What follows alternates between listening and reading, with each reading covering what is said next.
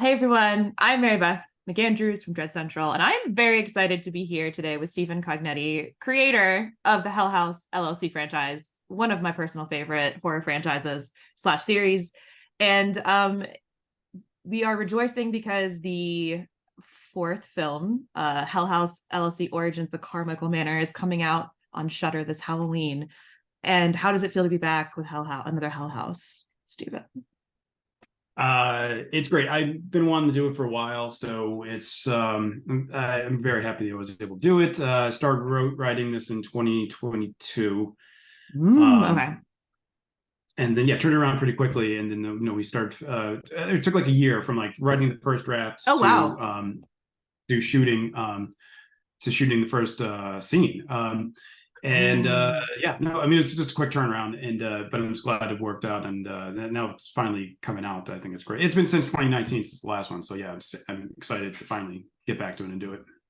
I mean, I'm very excited. I love the Hell House movies. Hell House LLC is one of the scariest movies I've seen in a long time, and so it's Thank you. so cool to have a new one. And I'm just curious because this one is kind of it's a Hell House movie for sure, but it fits differently in the chronology. So I was curious about how you were approaching making another film and if you always knew you wanted it to be kind of a prequel, and wanted to hear more about that process. Well, yeah, no, the thing is, I was only going to do it if I can make an original story because I didn't really want to make any more sequels. Okay. I didn't really want to be in that world of just like making chronological sequels, direct sequels for this movie. Cool. So I wanted to really just make an original story, but then keep it in the world. So this is the reason why I burned the hotel down in the third one. I was like, we're done here. We're done with this. Enough. We've seen enough. No more hotel. Yeah. And I always thought if I was coming back to that, if I ever came back to this, it was going to be something that's like just completely different, new characters, new story, everything. But still having foundational support from what we saw in the first three movies, flesh out some things that never really got fleshed out. They couldn't be because where we were in the timeline. But so that was the whole thing. I just wanted to make like a fun haunted house story in the world of Hell House.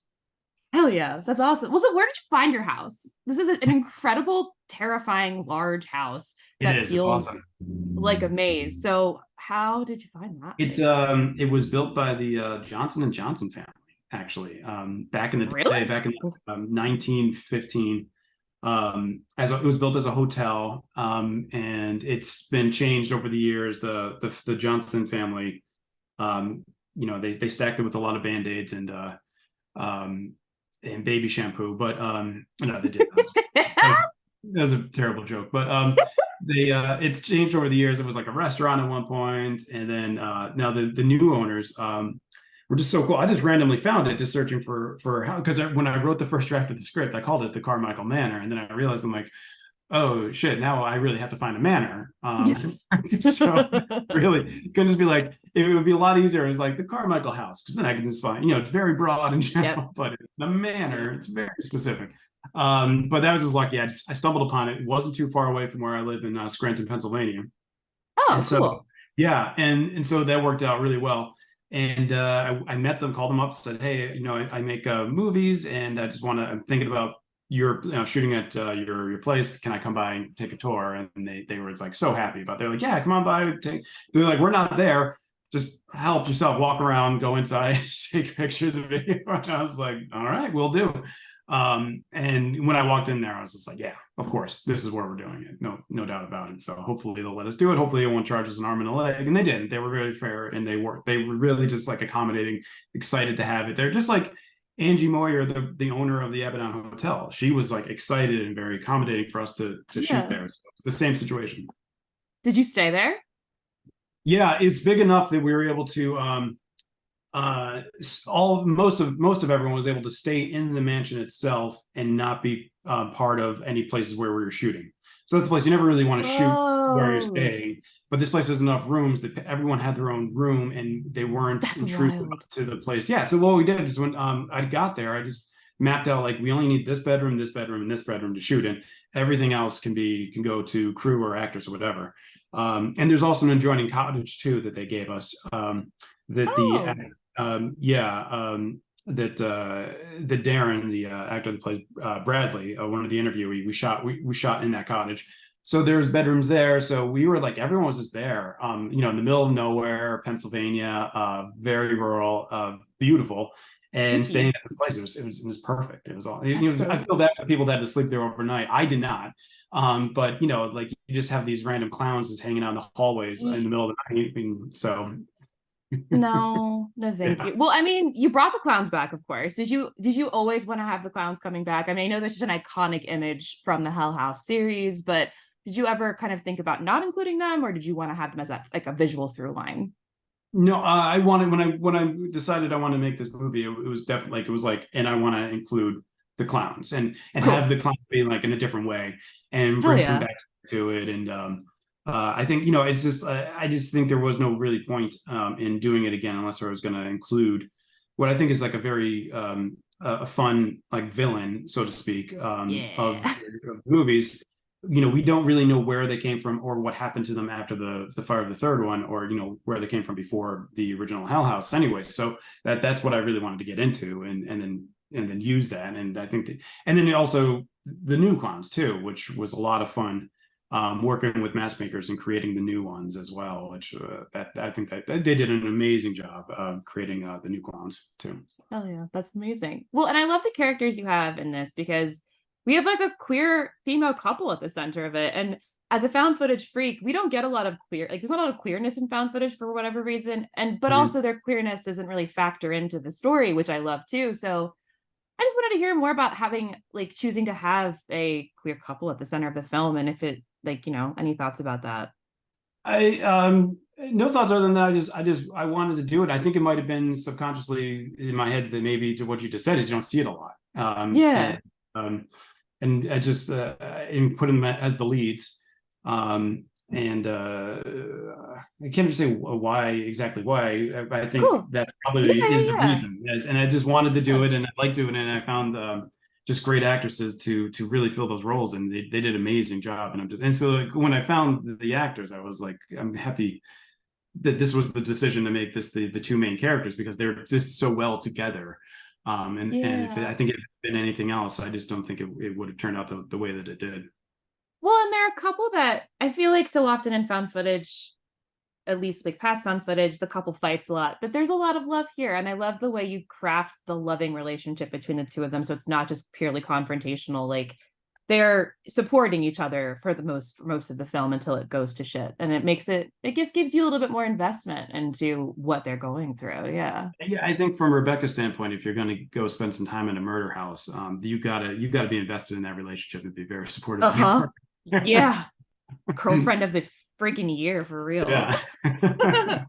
Well, I was also curious in creating and writing and making this film. Were there any like big learnings from the previous three films that you kind of adopted into the script and into shooting it? Like what did you kind of had learned from making the previous three films?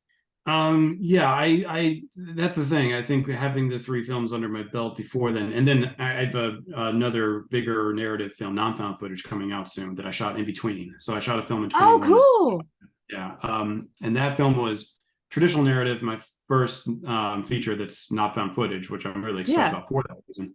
And I think just having that, it was like a bigger production, bigger everything about it. The scope was just bigger on that. That I think it made coming back to found footage after that, right in last April, like just easier. And I think and we worked with a lot of the same people. And I think that I learned a lot from going from bigger production to then going to something, fraction of the budget, smaller production to Hell House. Yeah. And then having the three films before, I already know every mistake I made from before, that I think like I was able to take out a lot of mistakes and really get the pacing right, knowing what's good for found footage, what's not good for found footage. And I think writing narrative, it's tough to write craft narrative plots in found footage because you have to always justify Yeah. the camera, and you can't, you don't have to do that when you're filming traditional narrative. So that's the biggest challenge for writing. And I figured, and I that was the challenge of going back to the Abaddon Hotel twice in a row. going to a whole new location with Mm. new characters. It was just a fun way to just be creative and find out a new way. Why are they there? Why are they filming? I think just you're right. Just having the three under my belt, just make sure just got all the mistakes had been already done and out of the way. So, and you learned a lot, good and bad. And so I think filmmaking, just making anything, even short films or anything, you always learn something. And I think Oh that yeah. so that helped it helped a lot going into this fourth one. Yeah. Cool. Well, and with the fourth one too, there's also this really, you've got a lot of these sections of like, it looks like filmed on film, like actual film when we're Yeah. going back. And I wanted to hear about how you created those, how you filmed those. Did you actually shoot them on film, or was it a digital processing you did to give them that look, about like those inserts throughout? No, would have been a dream to have done that, to have filmed it on real film, but no, we couldn't do Yeah. that. Yeah. And mostly just because we just needed everything turned around so quickly that we couldn't wait for any like developmental process or anything like that. And just Yeah. days are short that, like lighting for the 16 millimeter film wouldn't have been the same Yeah. without digital, but it's scripted as being 16 millimeter home video. But I went into that knowing that wasn't actually, we're going to have to create that look in post. And I'm glad that you had to ask me that question, which means that it does kind of hold up a little bit, that it can look real. But I used 16 millimeter film in film school, and I loved it. I thought it was a lot of fun. But at the same time, when you're low budget on a schedule, it's great to just be able to use digital sometimes. Yeah. Remove more possible complications from your life, especially like you said, a small indie film. Like, yeah. Good Lord. Is there anything else that you want to create within the Hell House world? Are you getting ready to maybe leave it behind? Yeah, no, it's really, I just don't know what's next, just because you never know what kind of budget you're going to get, or whatever. So like I never say no. So I'm writing something for every possible scenario of what I might do next. I'm writing something that's a feature that would be a bigger budget. And I'm while simultaneously also writing what I think would be a very cool follow-up to this Hell House film as well. And I don't know what I'm going to do.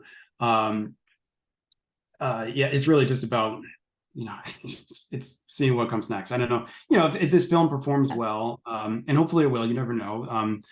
Then maybe that will just take me to the path to just make the follow-up.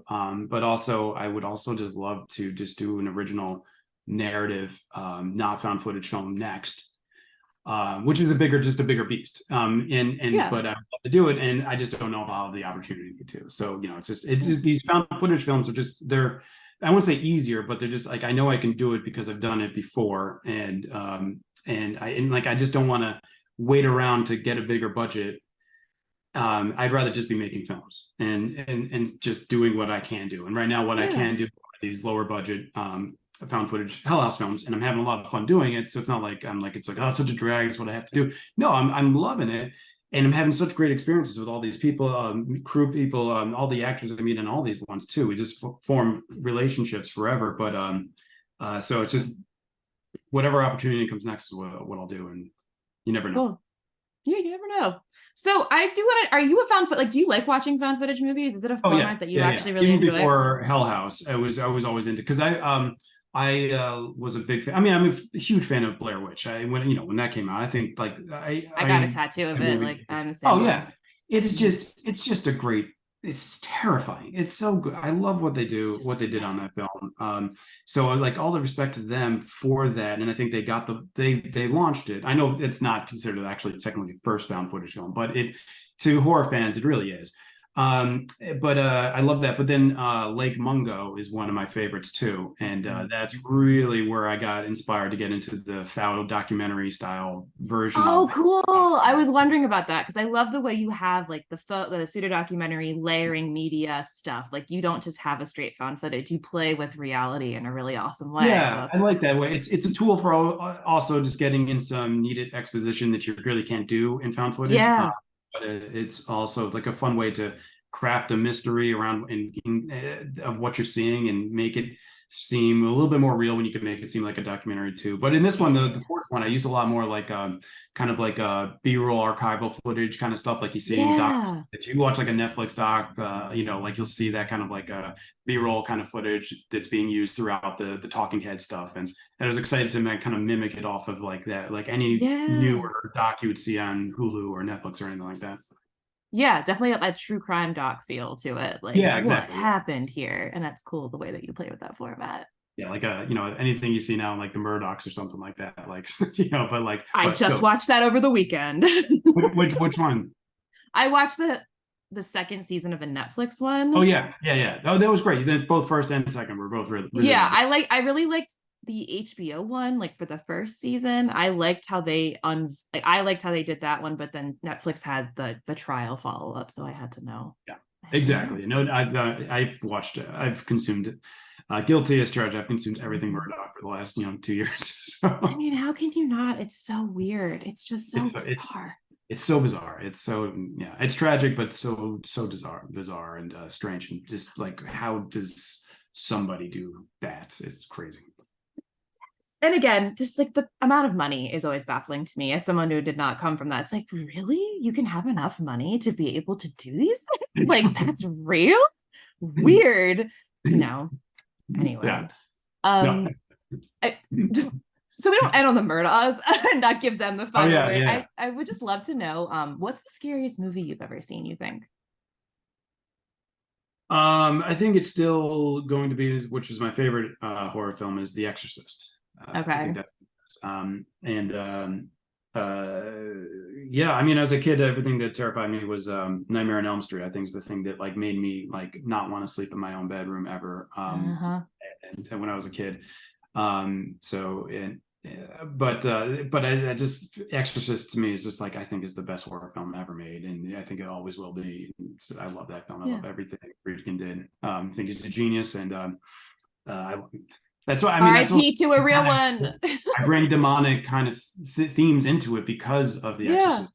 And like I think that little girl in Paul's bedroom in the original, kind of like, I always tell our makeup artist, I'm like, can you do kind of like what they did to Linda Blair, like as close as possible on a budget?